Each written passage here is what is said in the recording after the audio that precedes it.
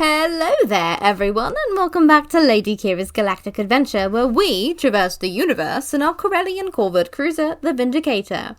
I am, of course, your host on this excursion, Admiral Qi'ra Von Jar of the Alliance to Restore the Republic. Sadly, we will not be joined by our resident Jedi Padawan / part-time tour guide, Aresi Nell, for the next few weeks, as she's off on a mission with her master on Kashyyyk. Classified information, of course. This time, we are continuing our exploration of the interior as we travel to the planets Kavas and Brentaal. If you have any comments before takeoff, make sure you leave a review of this podcast on whatever platform you listen on. If you rate 5 stars and leave a message, whether on Apple Podcasts or on the social media sites listed in the show notes, then I will read it on the air.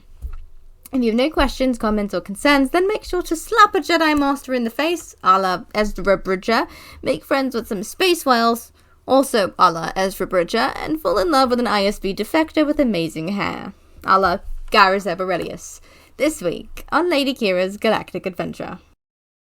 Both Kavas and Brentaal are located in the Brentaal system of the Bormia sector of the core world, so you know what that means. It's system time, baby!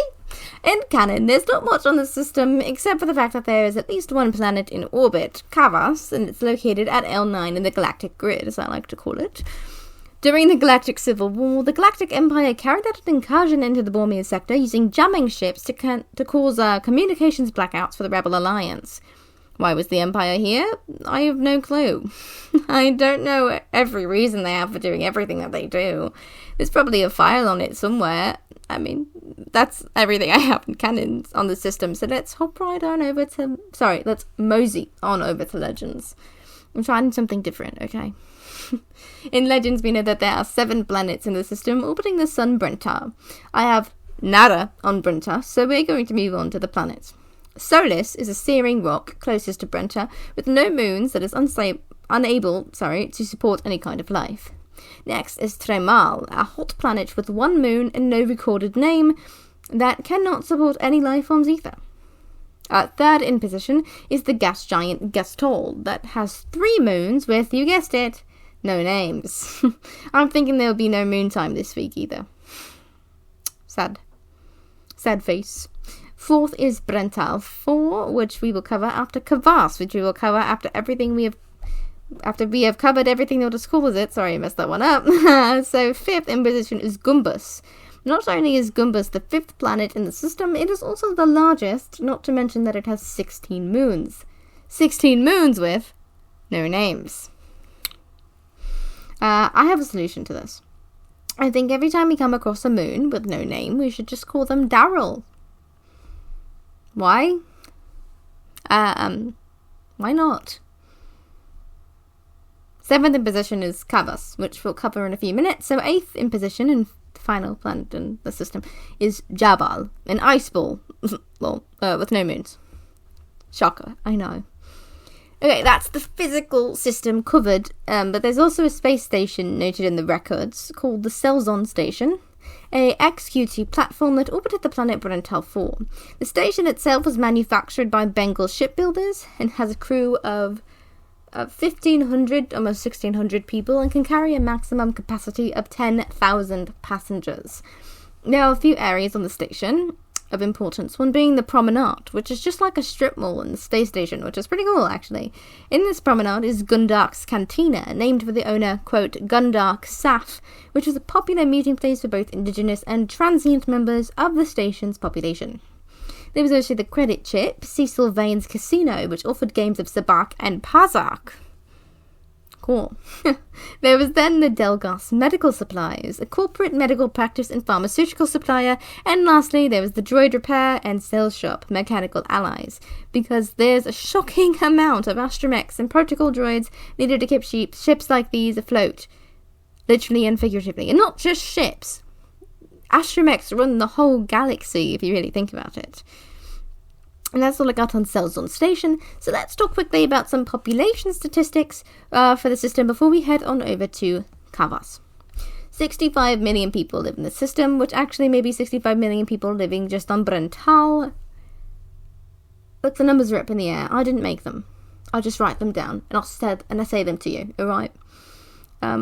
65 million people live in the system, with 85% of them being humans. Were you expecting something else? Like, something more exciting? I know it's really anticlimactic, but I have to tell you the truth. I'm not going to make something up unless it's a stupid name for a stupid moon. I'm kidding, I love you, Daryl. Anyways, Kavas it is. Allons-y! Kavas, in canon, of course, is a beige gas giant planet with 2 unnamed moons, unsurprisingly. The beige of the planet from the atmosphere is broken up by stripes of green, whilst its moons are coloured red and blue. Do you remember those jamming ships from before that the Empire sent to the system that I said I didn't know the motive behind? Well, those ships were sent here with the only motive listed being to just jam rebel communications, so I guess there must have been a rebel stronghold of sorts in the area. That is still unclear, but anyways, there was an Imperial incursion here, but the rebels pushed them back. Why am I brushing over this, you may be wondering? It's because, gentle listener, that I do not want to spoil Star Wars Squadrons for myself and those of us who have not played the game and may potentially want to in the future. We're talking about the planet itself, not necessarily everything that happens on it, you know? If it's related to bigger forms of media, canon, 100% canon stuff, but things I find interesting, I will go into it. But I have been known to skip over things. Like the Yuzon Vong. We'll do it one day, I promise. We'll do it one day. But that's legends. They don't exist in the canon world. Let's keep to our little bubble, alright? Besides all this canon crap, hopping over to legends for literally 5 seconds, and I'm not... literally not... It's not, forgot the word, never mind. Kavas is regarded as the gas giant in the 6th orbital position in the Brentaal system with 2 moons. That's legitimately it. Literally. Usually, if there is both canon and legends information available, the legends material is a bit more comprehensive, a bit more complex, a bit more dense than the canon stuff, but it's cool to see the turns tabled for once. And yes, I know what I said. That's all I got for you in Kavas, so let's head over to our last planet on today's journey, Brentaal 4. Firstly, the canon. Brentaal 4, or just Brentaal, was a terrestrial planet with at least 1 moon, a breathable atmosphere and rocky terrain. There were 2 species that immigrated to Brentaal, humans and haglics. Since we already know what humans are and what they do, let's quickly talk about the haglics. Not to say haglics again, but haglics were a species of sentient hulking aliens with black skin, a wide mouth, oily eyes, and a blowhole. They kind of look like the Teenage Mutant Ninja Turtles, which totally don't exist in the galaxy far, far away, but totally do in my nostalgic memories, along with many of yours, I'm assuming. But like, kind of like the bad live-action ones. Like the movie with Megan Fox. Who? They don't exist in Star Wars, sorry. I wrote, During the times of the Empire, these people became the object of mistreatment, which caused the haglics on Coruscant to find shelter along with many other non-humans in the immense junkyard level called level 1782. I'm really questioning why they didn't come up in my Coruscant episode, which you should totally go listen to after you listen to this one. And that's really all I have the energy to tell you about the haglics right now, so back to Brentaal. Back to Brentaal. We could do it. Brentaal is an interesting planet for many reasons, one of them being that it was the home of the Republic Futures Program, an educational program established by the Galactic Republic for the purpose of identifying the most promising youth and nurturing their intellect. It had local branches, including the facility on Brentaal 4, and another in the Rakanta sector. Astrophysics and energy generation and enhancement, among other things, were some of the specialities offered at the program's institute on Coruscant. You might be wondering why I'm telling you all this, to which I say, because 2 alumni of this institution are a major part of Star Wars history. Who are they, you're probably asking? Well, it's no one other than Galen Bloody Urso and Orson Krennic. They met here and became friends. Probably the one on Coruscant. We're jumping the gun here, right? Why is this important? Let me remind you, if you have not watched Rogue One in a bit, that director Orson Krennic of the Galactic Empire's his passion project was Project Stardust, headed by Galen Erso, which was a continuation of the Death Star project. I've mentioned it before, but the Death Star project was not just an Imperial creation. It was... The original plans for it, at least, were made by Pogo the Lesser before the First Battle of Geonosis, which began the Clone Wars in 22 BBY. Construction for the weapon started very soon after the creation of the Empire, but wouldn't be unveiled, until 0 BBY in Rogue One, when it decimates Jeddah City, and then, of course, Scarif Beach. For more information on Project Stardust and the Death Star and Galen Erso and Orson Krennic and every other character in that movie, you should go check out my episode on Rogue One, where I analyse the movie and its themes, not to mention the planets in it and the characters, and how it's one of my favourite movies of all time. Where was I? Oh, I remember. That's really all I want to get into on Brentaal and canon, because some of the lore is from the games and the comics that I have not played or read, respectively, so we're going to zoom on over the legends. I got really sick of hop, but now I'm just going to use a bunch of different adjectives for it. Verbs, they're verbs. Don't come for me. Look, there's a lot of information, so I'm telling you now, I'm not getting into hyper-specifics, especially if those specifics are battle strategy, tactics, warfare. I don't have the mental capacity for it right now. I'm just being honest with you. Brentaal is regarded as occupying was arguably the most valuable location in the entire galaxy. The intersection of the Hydean Way and the Polemian trade route, two of the galaxy's major hyperlanes. But these routes are more than just that. They are super hyper routes. And they go by so many planets that I would have to do individual episodes, scrap that, multiple episode series on each of them. An arid world with warm and temperate weather, Brentaal featured 2 large polar ice caps and an equator marked by deserts and steaming oceans. It is so cool to look at. Look up a picture of Brentaal, spelled Brentaal, or just check the show notes and copy and paste into Google. Whatever floats your boat, mate. Most of the planet's available land was dominated by warehouses, cargo holding facilities, commerce exchanges, and other trade-related structures. Brentaal's capital city, Carmen, housed its trade hall as the main center for the planet's commercial interests. Due to its universal location, Brentaal was a major commerce hub that became an economic power when it joined the Galactic Republic sometime around 22,000 BBY.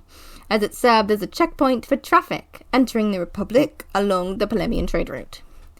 There was a downside to this, though, as its economic importance made it a frequent target of military conquests in conflicts such as the New Sith Wars, the Clone Wars, the Galactic Civil War, and the Yuzon Vong War. Also, the planet became a battleground at least once as various governments and factions sought to control Brentaal's vital hyperspace junction. Let's talk a bit about the early history of the planet, now that we know we're staying here. Dog check. Dog is good. Brentaal 4, like much of the northeastern and eastern sections of the core worlds, was explored between the years 27,500 BBY and 25,000 BBY. At around 24,500 BBY, I know, I'm sorry, the numbers, Brentaal was the site of a battle between the legions of Latau and the Jedi Order during the First Great Schism, which sounds so cool that I want to do an episode on. How many schisms are there? Probably quite a bit, for a religion that's been around 25,000 years. For several thousand years, the planet served as a jumping-off point for ships exploring the colonies region, and most of the goods that returned to the early Republic from the Outer Rim territories passed through Brentaal first. We also know, my friend, that Brentaal joins the Republic, as I mentioned a couple of minutes ago, around 22,000 BBY. Besides the Polemian trade route, though, the Brentaal-Denin route was an early hyperlane that linked Brentaal 4 with the planet Denin in the southern inner rim, and there was also the Corson run that spiraled northeast to Corson in the expansion region. Even early in Brentaal's history, the planet was controlled by the Brentaal houses, merchant families that competed for control of the planet's trade and shipping industries. At around 4,000 BBY, a number of humans from Brentaal colonized the planet Muzara in the expansion region, barely avoiding conflict with the native Musa. The Brentaal League hoped that its settlement would make Muzara into a profitable agri-world. Capitalism at its finest, right? Am I right? Look, capitalism on Earth is scary enough, but capitalism in space? Well, the thought of that is more terrifying than a cave full of Gundarks. There's a lot of Gundark talk this episode for some reason. I don't know why. I'm in a mood. My brain is a Gundark, alright? More like a Sarlacc, if I'm being very honest with you.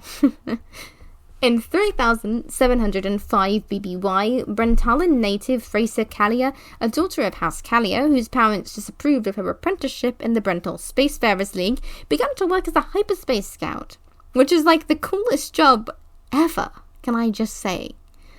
Over the course of the next year, Callier linked together a number of pre-existing hyperlanes on the Northern Galaxy, including the Corson Run, Mandalorian Road, Sprison End Run, the Spurs of Kelanon, and the Moralian Trail. Shut up.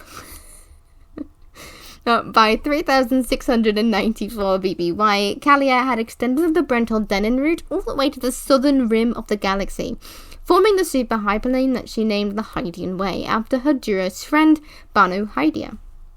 Fun fact! The human Satel Shan, the descendant of the famous Jedi Raven, sorry, my brain hurts, and Bastila Shan was born here.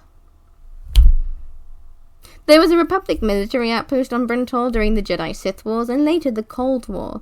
An anarchist group, known as the Revolutionary Edge Brigade, was also active on Brentaal during that time, and the group frequently robbed banks, blew up public holo relays, and kidnapped influential corporate and political figures during the Cold War. One such attack on Curaval became known as the Curaval bombing. During the New Sith Wars, a series of conflicts between the Republic and various Sith factions spanned the millennium between 2000 BBY and 1000 BBY, ended with the Bormir sector being conquered by the Brotherhood of Darkness. The precursors to the Knights of Ren, that's what it sounds like, in the year 1002 BBY, and they were then captured by the Sith. But we all know how that war ends. Or do we? No, we know. We kind of know. This much. Brentaal was the intended target of a foiled acquisition attempt by Darth Sidious in 33 BBY, jumping forward a few years, I know, when the Sith Lord boldly attempted via machinations between the Trade Federation, Grotto the Hutt, and the Trincata starships to seize the planet so that the Federation could control the two major hyperroutes.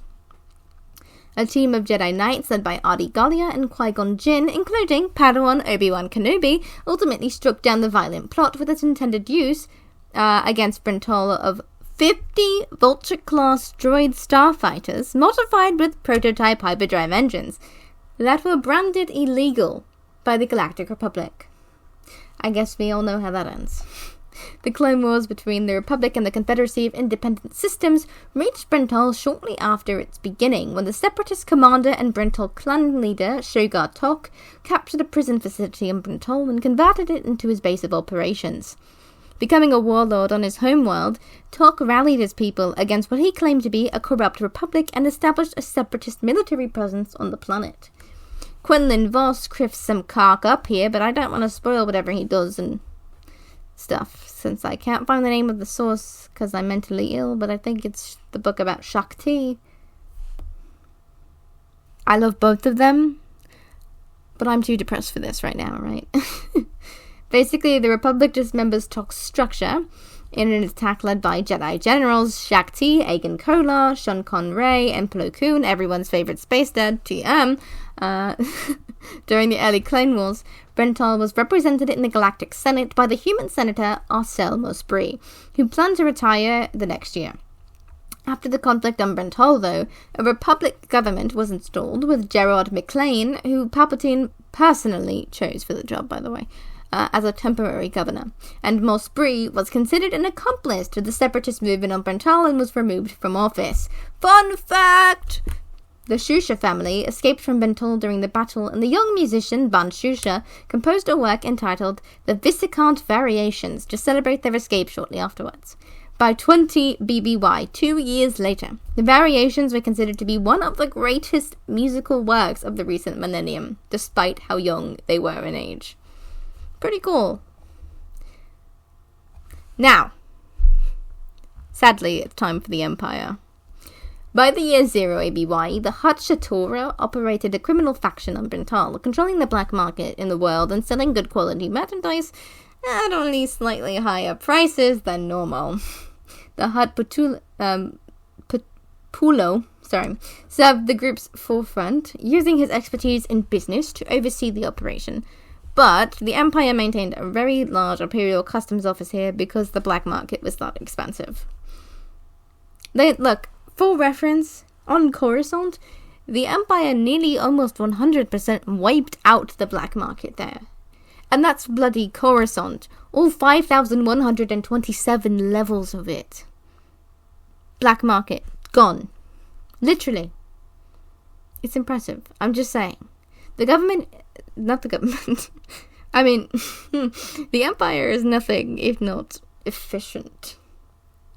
I'm not saying their means are good.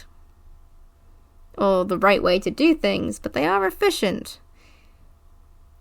Which is also a reason why I'll talk about it at the end, but I made a TikTok today, the day I'm recording this, about why I realized why I don't like Saw Gerrera, and it's basically that same premise. We'll talk about it later. Remind me. Like you can talk. I'm coming to you from the past. You see? Wow. It's called some TVA bullshit, is what it's called. Where was I?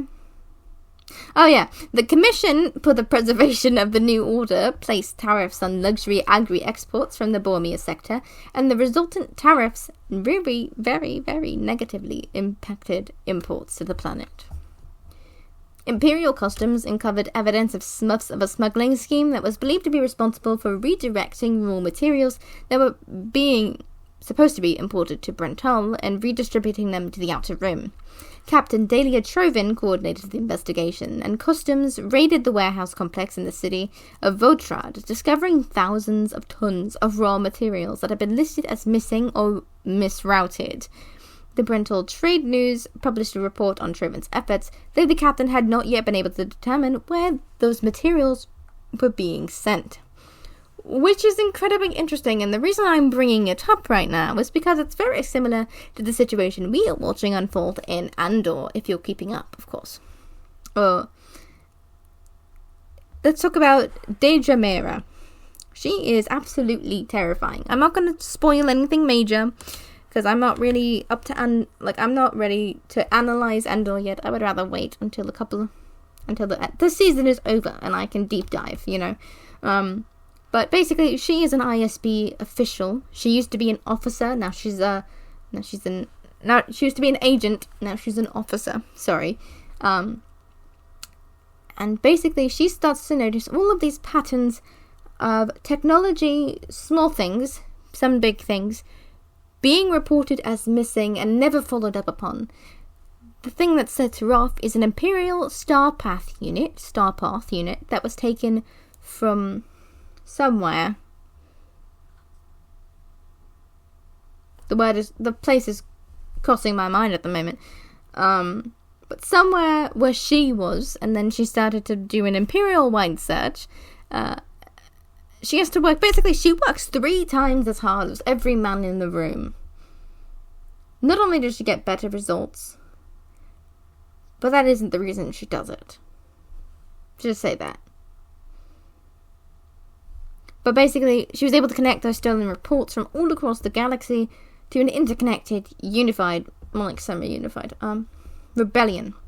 And even convince Admiral Wolf Yularen of her accuracy. I was not expecting Yularen to be in the show, by the way, but I'm so happy he was. I know it's not the voice of Tom Kane, but I'm happy to see him anyways. After the Battle of Endor, the New Republic slowly began inching their way towards the core worlds, until 9 months after it, the elite New Republic Starfighter Unit Rogue Squadron was sent to recon Brentaal, and a group of 5 fighters entered the system and began to collect data. The Empire had actually established a moon base on the surface of one of them, the moons, of course, and opened fire, but joke's on you, Karen, the Republic always comes back, just like the purple guy. Excuse my horrible Five Nights at Freddy's jokes, I'm talking about William Afton, the purple guy, like, the man behind Slaughter. I told you, I'm depressed. Excuse my B-reels going off. Look, there's a lot of military information that kind of just melts my brain. So, I can tell you that Admiral Akbar's fleet helps clean up the system, and then heads on over to Coruscant, and the New Republic takes over officially after the Battle of Jakku. And, on that note, I think we're done here.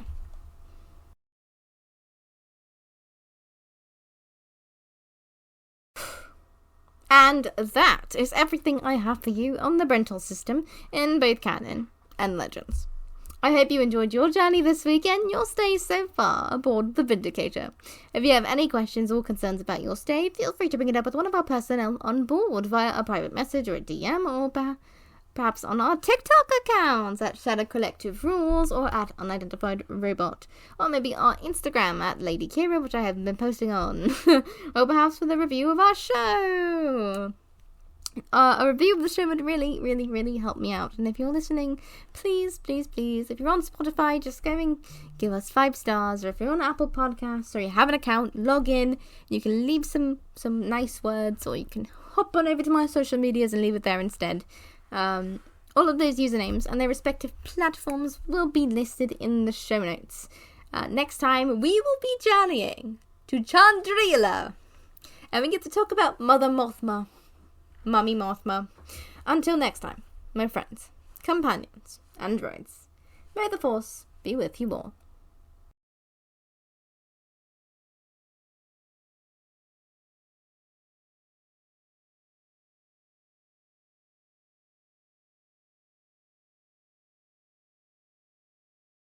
Okay, but important question. Have you listened to Midnight's? If you haven't, I recommend. Let me give you my favorite tracks. Anti-Hero, obviously. Lavender Haze. That song is gorgeous. Karma, Bejeweled. The Great War on the 3 a.m. edition. That song is gorgeous. Paris, 3 a.m. edition. Gorgeous. What else? Midnight Rain. Labyrinth. Sweet Nothing. Just listen to the album. It's gorgeous. Listen to it back to back, then shuffle it. Oh my god. Perfect. It's a perfect album.